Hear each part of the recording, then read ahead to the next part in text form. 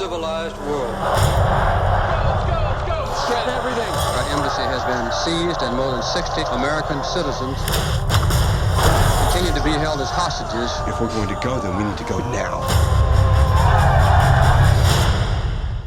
I gotta tell you, the 70s it's my favorite decade of filmmaking. And has such a great kind of 70s, even from the opening Warner Brothers logo. Yeah, and I love the 70s too, right. I agree. I feel like, it had a little bit of All the President's Men, Killing of a Chinese Bookie had that great kind of Hollywood feel to it. What is that balance of wanting to pay tribute to those movies that you loved and also making something completely original? Well, the story's so original and so great. This thriller, a comedy, a CIA, spy story all put together. It's like I felt like there was something for everyone. I loved it. I was really excited to tell other people to see it. In terms of the 70s, one of the interesting things was that, like, in my other two movies, I sort of, like, knocked off a little bit, like The Verdict or Friends of Eddie Coyle or things that I want to steal from. With this movie, it was a really interesting opportunity because I could shoot it like a 70s movie, and what that would do is, in fact, make the audience further believe that they were watching the 70s because this is the way things looked in that period. It's not something that you would do with like a 30s movie or a 20s movie, I guess the artist did that, but for the most part, it's like the advantage is that it's a really cool era for filmmaking, and if you use that filmic technique, you also immerse the audience more in that reality of the period. Right. What happened? 6 of the hostages went out a back exit. Where are they? The Canadian ambassador's house. Got Revolutionary Guards going door to door. These people die. They die badly. White House, who wants the 6 of them out? What we like for this are bicycles. Deliver the 6 bikes, provide them with maps. Or you could just send in training wheels and meet them at the border with Gatorade. It's gonna take a miracle to get them out. Now, I was talking to a class of high school freshmen the other day, and I was excited about coming to interview you, and I was talking about, you as a director and the period of time before you were a director, and a kid raised his hand, and he said, what do you mean before he was a director? Which I thought was really interesting, because these are 14-year-old kids, and I thought, this is the first generation of kids that is unaware of that period of time before you were a director. Are you excited, or do you fear that first generation that isn't aware or doesn't remember the Ben Affleck 10 years ago? I suppose it's a double-edged sword. It's like, hold on one second. It's okay. Hey, hon, I'm in the middle of an interview. Tell her Jake Hamilton from Houston says hi. With Jake Hamilton from Houston says hi.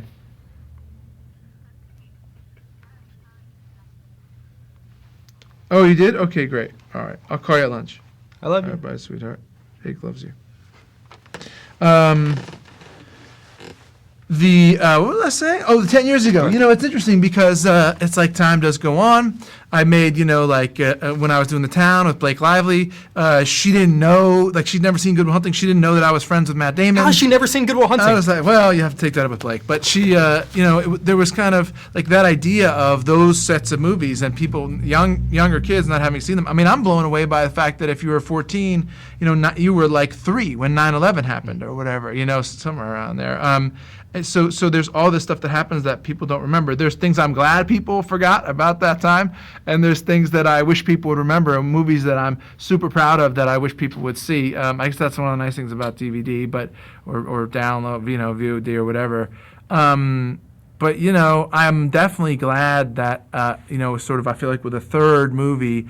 I've sort of set myself as like a director, for better or worse. This is something that I do, and I think young people are really savvy now, more than they were when I was in high school, about like what the director is and does, because a lot of people make their own stuff, whether they put it on YouTube or send it to their friends. Like, people get that more now than when we did. We didn't have a sense of like specific jobs in filmmaking. Funny man, what are we watching? I got an idea. They're a Canadian film crew for a science fiction movie. I fly into Tehran. We all fly out together as a film crew. I need you to help me make a fake movie. So you want to come to Hollywood and act like a big shot without actually doing anything? Yeah. You'll fit right in. You need a script? Argo, science fantasy adventure. Moonscape, Mars, desert. They need an exotic location to shoot. You need a producer. If I'm doing a fake movie, it's going to be a fake hit. You don't have a better bad idea than this? This is the best bad idea we have, sir. By far. Now, I hope you take this the right way, but I feel like you are a better director than most of the directors you've worked with. And so do you ever look back at some of your past films and think, like, I could have done better? No. I think that, I think that there's definitely been times where I've want to go one way and directors want to go another way. It's subjective. There is no right and wrong. You know, I think it's just what's your favorite film might be different from my favorite film. Part of wanting to get into directing had to do with my sensibility kind of, in certain movies, chafing against the directors and saying, I do want to go this way. Let me try and do that. Maybe I'm right, maybe I'm wrong, but let me succeed or fail on the merits of my ideas. I've had the option to work with, some really, from Gus Van Sant to Roger Michelle in Changing Lanes, or John Madden for Shakespeare in Love. I've had to work with some really great ones, and I've definitely worked with people that I've had conflicts with. Directing, acting like movies itself, it's a taste thing. All right. Well, they're giving the wrap. Yeah, you're a genius, man. Thank you, brother. It's gonna be. You have 72 hours to get them out. They're getting a visitor. You gotten people out this way before? No. You're asking us to trust you with our lives. This is what I do, and I've never left anyone behind.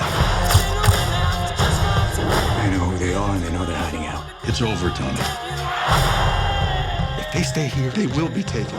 Probably not alive. We're responsible for these people. I'm responsible.